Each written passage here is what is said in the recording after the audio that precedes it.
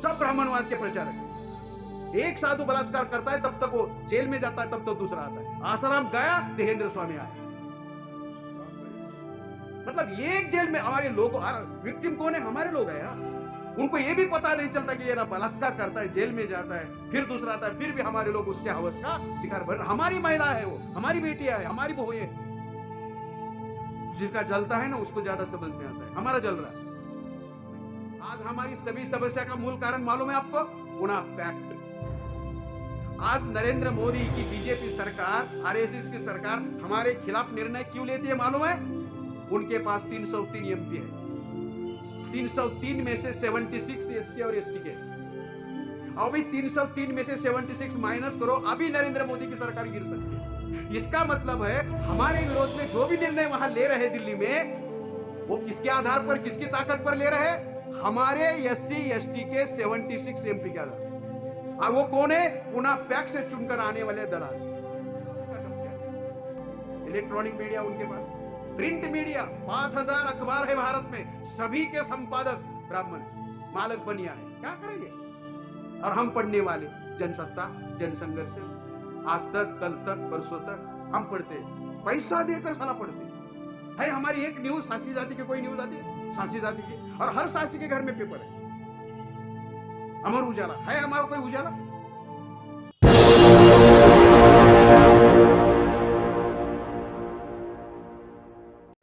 बुद्धिमान लोग हैं, प्रतिनिधि लोग हैं, पढ़े लिखे लोग हैं, समझदार लोग हैं, तो आज की स्थिति मालूम होनी चाहिए।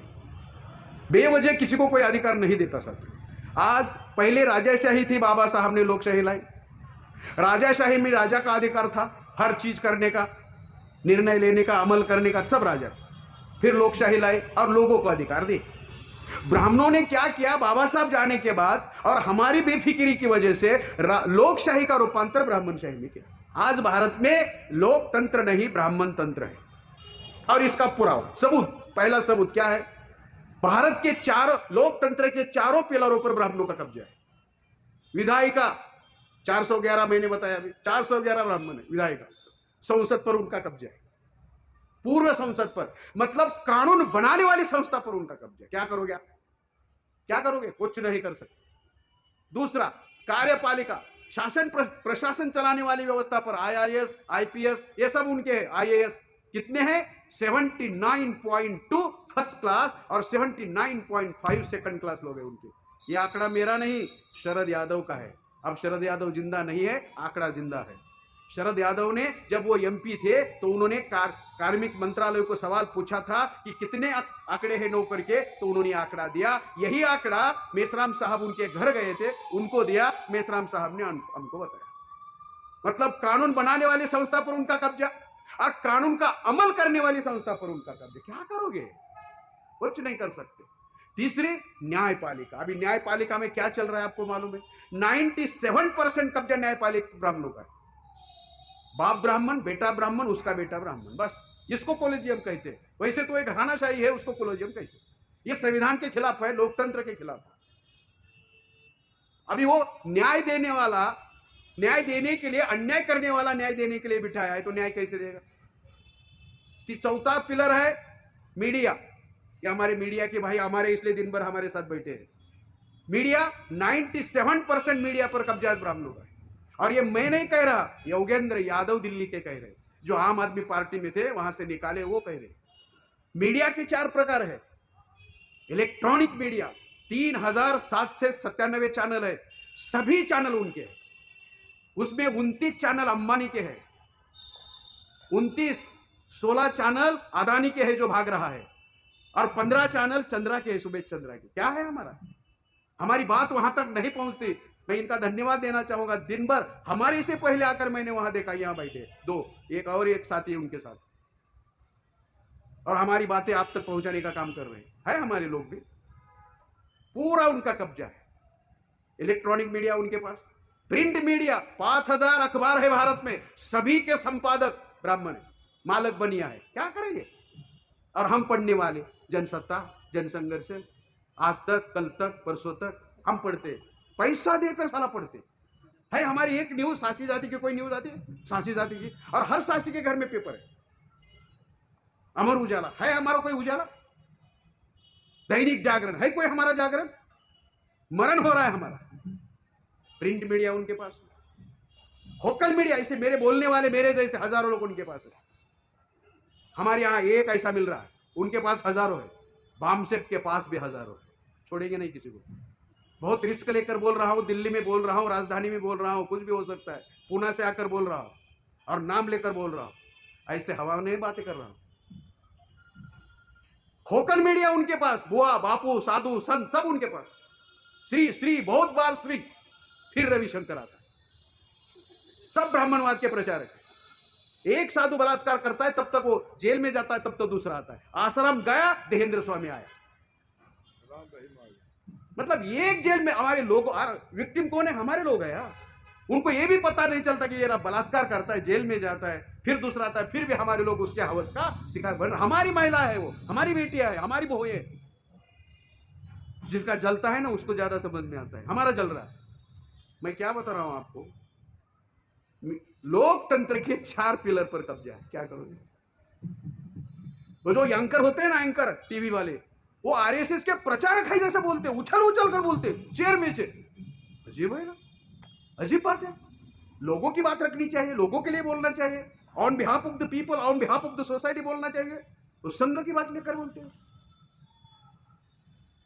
उनके पास है 3.5 ब्राह्मण है, 5 नेशनल पार्टी उनकी है। दूसरा सबूत, 5। कांग्रेस उनकी नेशनल पार्टी, बीजेपी उनकी नेशनल पार्टी, सीपीआई उनकी नेशनल पार्टी, सीपीआई-एम उसकी नेशनल पार्टी, तृणमूल कांग्रेस उनकी नेशनल पार्टी, और दिल्ली की आम आदमी पार्टी उनकी है। वो सौदेबाजी है, आप दिल्ली संभालो, हम पूरा भारत संभालेंगे। केजरीवाल हरियाणा का लाला है, झाड़ू चिन्ह लिया, हमारा झाड़ू, वाल्मीकि का झाड़ू। लेकिन वाल्मीकि मुख्यमंत्री नहीं बनाया, वाल्मीकि वो महापौर नहीं बनाया, शैली को बनाया। शैली है ना उसका नाम, शैली है ना, शैलजा, वो पेपर में शैलिया है, पर वाल्मीकि झाड़ू वाले को नहीं बनाया। सोचना चाहिए। यूथ फॉर इक्वालिटी संगठन बनाया उसने, तब एससी एसटी ओबीसी को speciality and super speciality courses में आरक्षण नहीं मिलना चाहिए। इसका पहला आंदोलन रोड पर आकर किसने किया था मालूम है? केजरीवाल ने किया था, दिल्ली के रोड पर। तो मुख्यमंत्री आज नाम लेता है बाबा साहब का, काम करता है विरोध में। हमारे लोग वोट देते हैं झाड़ू पर। तो ये सारी उनकी, मतलब 3.5% ब्राह्मणों की इतनी पार्टियां है। ये समस्या है। कांग्रेस बीजेपी एक है, सभी संवैधानिक संस्था पर उनका कब्जा है। मैं आपको डराने के लिए नहीं बोल रहा हूं, ये वास्तव है, इसकी भी जानकारी होनी चाहिए। कांग्रेस की स्थापना 28 दिसंबर 1885 में हुई और आरएसएस की स्थापना 27 सितंबर 1925 में अशोका विजयादशमी के दिन हुई। अभी कांग्रेस और बीजेपी एक कैसे? कांग्रेस ने यंग इंडिया अखबार निकाला, बीजेपी ने युवा भारत अखबार निकाला। करो जरा ट्रांसलेशन। सेम। कांग्रेस ने हिंदू महासभा निकाली, आरएसएस ने विश्व हिंदू परिषद निकाली। करो ट्रांसलेशन। सेम। कांग्रेस ने वानर सेना निकाली, आरएसएस ने बजरंग दल निकाला। करो। अरे, और हम कहते हैं कांग्रेस का अपोज बीजेपी है, बीजेपी का अपोज कांग्रेस है। गधे वो है या हम है? कुमार अकेला होता है, गधे सब होते, वो गधे बना रहे हम लोगों को। ये यूपीए और एनडीए का खेल है। UPA United Progressive Alliance, Congress गठबंधन, NDA National Democratic Alliance, Bhajpa गठबंधन।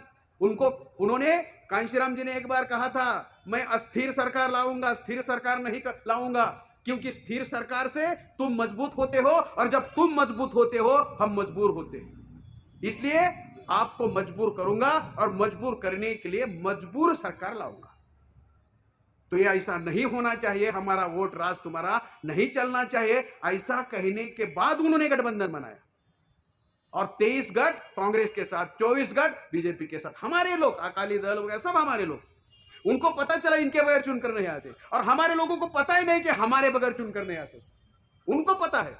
तो 2 राजाराम सीताराम, यूपीए राजाराम और एनडीए सीताराम, ये है लोकतंत्र। एक है राजाराम, एक है सीताराम। सीताराम जाता है, राजाराम आता है, राजाराम जाता है, सीताराम आता है। भजन राजाराम सीताराम, राजाराम। और हम भजन करने में उस्ताद लोग हैं। खीर पूरी के लिए भजन करते हैं, जब तक खीर पूरी नहीं मिलती तब तक भजन करते, और सत्यानाश हो गया। तो ये आज के हालात है। मैं आपको डराने के लिए नहीं आया हूं, वास्तव क्या है, हमें अधिकार क्यों नहीं मिल रहे, हमारे साथ धोखेबाजी क्या और कौन कर रहा है। और एक धोखेबाजी, सबकी गिनती होती है, हमारी गिनती क्यों नहीं होती। एससी की जातवार गिनती होती है, एसटी की जातवार गिनती होती है, एनटी डीएनटी वीजेएनटी की और ओबीसी की क्यों नहीं होती। कौन नहीं करता, क्यों नहीं करता। अगर गिनती होती तो क्या होता, अगर गिनती नहीं हुई तो क्या हुआ। 1848 को जो शिष्टमंडल था, यहां के लोगों ने, अंग्रेज जाने वाले थे, नेहरू को पूछा, नेहरू प्रधानमंत्री था, हम 1872 से गिनती कर रहे जातिगत, अब गिनती करना है, क्या करें। नेहरू ने कानून बनाया और कानून बनाकर ओबीसी और एनटी डीएनटी अर्थात गुनेगार जाति की गिनती बंद करी। 51 में नेहरू प्रधानमंत्री, काश्मीरी ब्राह्मण हमारी गिनती नहीं की। 61 में नेहरू प्रधानमंत्री, काश्मीरी ब्राह्मण हमारी गिनती नहीं की। 71 में उसकी ही लड़की ब्राह्मण प्रधानमंत्री इंदिरा, उन्होंने हमारी गिनती नहीं की। 81 में वही फिर से प्रधानमंत्री, हमारी गिनती नहीं की। 91 में PV Narasimha Rao south Indian black Brahmin, उसने हमारी गिनती नहीं की। हमें लगा 2011 में मनमोहन सिंह सिख बंदा है, पंजाब का बंदा है, वाहे गुरु का बंदा है, कर लेगा, उन्होंने नहीं की, क्योंकि उनके पास कुछ नहीं था, जो कुछ कर रहा था प्रणब मुखर्जी कर रहा था। और 2021 में नरेंद्र मोदी ने की, नहीं की, ओबीसी का होकर नहीं की, ओबीसी के नाम पर उसको प्रधानमंत्री बनाया और हमारी गिनती नहीं की। गिनती नहीं, संख्या निश्चित नहीं, संख्या निश्चित नहीं, कोटा नहीं, तो अधिकार कैसे मिलेंगे, ऊपर से गिरेंगे, कैसे मिलेंगे। और भारतीय संविधान कहता है गिनती करो, लिखित रूप में दिया है भारतीय संविधान ने। मैं धोखेबाजी बता रहा हूं कि हमारे साथ साथ क्या क्या धोखेबाजी हो रही है। अभी उपाय क्या है, इस पर डराने के लिए नहीं बोल रहा, उपाय क्या है। नंबर 1, खासकर शासी जातियों के लिए बोल रहा हूं। उपाय पहला, आपकी हर समस्या का समाधान संविधान में, बाकी इतरत्र नहीं। किसी भी जाति, किसी भी प्रवर्ग का हर समस्या का समाधान संविधान में, इसलिए संविधान की तरफ ध्यान देना हो। दूसरी किसी चीज में आपका समाधान नहीं। साथियों, एक है समस्या, एक है समस्या का समाधान। समस्या का पहला सिद्धांत है, समस्या पैदा करने वाले समस्या का समाधान नहीं किया करते। तो दूसरा सिद्धांत क्या है, जिसकी समस्या है उसने ही अपनी समस्या का समाधान करना चाहिए। समस्या हमारी और समाधान अटल बिहारी नहीं हो सकता। हम हमेशा दूसरों पर निर्भर रहते, वो कहे, वो आएगा करेगा, कोई नहीं आया, कोई नहीं करने वाला। एक दूसरी बात, पहले ब्राह्मण तंत्र था तो ब्राह्मण भगवान के नाम से समस्या पैदा करते थे और कर्म कांड कर कर दान विधि लेते थे और आपको मूर्ख बनाते थे, समस्या का समाधान नहीं होता। संविधान में समस्या का समाधान करने के लिए बाबा साहब अम्बेडकर ने लोकतंत्र लाया, क्योंकि लोकतंत्र में लोग ही समस्या निर्माण करते हैं और लोगों द्वारा ही समस्या का समाधान होता है। अगर गांव की समस्या है तो समाधान करने के लिए ग्राम पंचायत होती है, अगर तालुका की समस्या है तो समाधान करने के लिए पंचायत समिति होती है, जिले की समस्या है तो समाधान करने के लिए जिला परिषद होती है, राज्य की समस्या है तो समाधान करने के लिए विधानसभा होती है, और देश की समस्या है तो समाधान करने के लिए संसद होती है, और दुनिया की समस्या है तो समाधान करने के लिए यूनाइटेड नेशंस ऑर्गेनाइजेशन होता है। ये लोकतांत्रिक सिद्धांत है, इस लोकतांत्रिक सिद्धांत को समझना होगा। इसलिए ब्राह्मणों से आपको अलग होना पड़ेगा। जब तक आप ब्राह्मणों के साथ रहोगे, आपकी किसी समस्या का समाधान नहीं होगा, क्योंकि ब्राह्मणों का इतिहास है, आज तक ब्राह्मणों ने आपको केवल अधिकार वंचित किया और धर्म ग्रंथ लिखकर अधिकार वंचित किया। बाबा साहब ने संविधान लिखकर अधिकार दिया, ब्राह्मण आपको कोई अधिकार अपने से देने वाले नहीं। नंबर 1। दूसरा उपाय क्या है कि ब्राह्मण के पार्टी में काम करने वाले हमारे जाति के नेता के साथ रहने से भी हमारा काम होने वाला नहीं। ब्राह्मण के पार्टी में काम करने वाली हमारी जाति के नेता के साथ रहने से भी हमारी समस्या का समाधान नहीं होगा। आज हमारी सभी समस्या का मूल कारण मालूम है आपको? पुणे पैक्ट। आज नरेंद्र मोदी की बीजेपी सरकार, आरएसएस की सरकार हमारे खिलाफ निर्णय क्यों लेती है मालूम है? उनके पास 303 एमपी है। 303 में से 76 एससी और एसटी के। अभी 303 में से 76 माइनस करो, अभी नरेंद्र मोदी की सरकार गिर सकती है। इसका मतलब है हमारे विरोध में जो भी निर्णय वहां ले रहे दिल्ली में, वो किसके आधार पर, किसकी ताकत पर ले रहे? हमारे एससी एसटी के 76 एमपी के आधार पर। और वो कौन है? पुनः पैक्स से चुनकर आने वाले दलाल है, ये हमारे ही लोग हैं। तो मैं ये कह रहा हूं कि ब्राह्मण पार्टी में हमारे जाति के लोग जो काम करते हैं उसके साथ रहने से भी हमारी समस्या का समाधान होने वाला नहीं है। नंबर 3, हमारी पार्टी है लेकिन ब्राह्मणों के नियंत्रण में काम कर रही है, फिर भी हमारी समस्या का समाधान होने वाला नहीं। फॉर एग्जांपल, सतीश चंद्र मिश्रा के नियंत्रण में बहुजन समाज पार्टी काम करती है। हर हमारी बहुजन समाज की पार्टी वो ब्राह्मण के नियंत्रण में काम करती है, उससे भी हमारा समाधान होने वाला नहीं। तो हमारा नेता होना चाहिए, हमारी पार्टी होनी चाहिए, नियंत्रण हमारा होना चाहिए। अगर ऐसा हो तो हमारा समाधान हो सकता है। 4 नंबर का मुद्दा है, अगर सासी जाति को लगता है कि हमारे ऊपर अन्याय हुआ है, हो रहा है, आगे ना हो और हमारी लड़ाई लड़नी है, तो आपको खुद को अपनी लड़ाई लड़नी होगी, दूसरे लोग आपकी लड़ाई लड़ने वाले नहीं। ये सोद्धार करना होगा, अपनी लड़ाई आपको लड़नी होगी, अपने हिस्से की लड़ाई आपको लड़नी होगी। इसलिए वामसिप मदद क्या करेगा? हम राष्ट्रव्यापी आंदोलन खड़ा करने जा रहे हैं। उस राष्ट्रव्यापी आंदोलन में आपको अपने हिस्से की लड़ाई लड़नी होगी, आपके प्रतिनिधित्व